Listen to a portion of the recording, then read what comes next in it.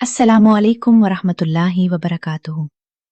क्या कभी आपने सोचा है, हम दूसरों को नेकी की नसीहत तो करते हैं, लेकिन क्या हम खुद उस पर अमल करते हैं?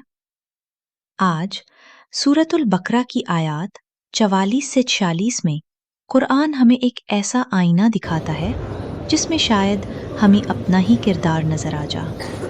और वो कौन सा यकीन है जो इंसान को दुनिया की हर मुश्किल कुर्बानी के लिए तैयार कर देता है। हर नमाज कुछ लोगों के लिए बोझ क्यों बन जाती है, जबकि कुछ लोगों के लिए सुकून? आइए जानते हैं सूरतुल बकरा की इन आयात का वो पैगाम जो हमारी जिंदगी बदल सकता है। वीडियो आखिर तक जरूर देखें। क्या आप दूसरों को नेकी का दर्स देते हैं, मगर खुद इसी रास्ते से दूर हैं?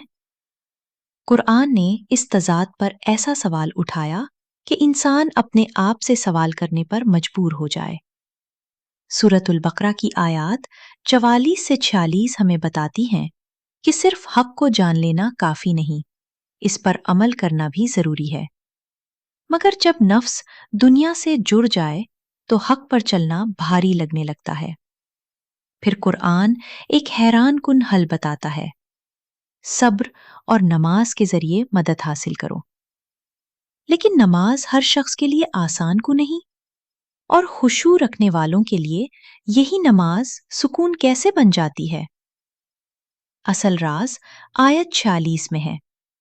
जब इंसान को यकीन हो जाए कि एक दिन उसे अपने रब के सामने वापस जाना है, तो दुनिया की बहुत सी कुर्बानियां आसान हो जाती हैं। सवाल यह है, हम हक सिर्फ जानते हैं या उस पर अमल भी करते हैं?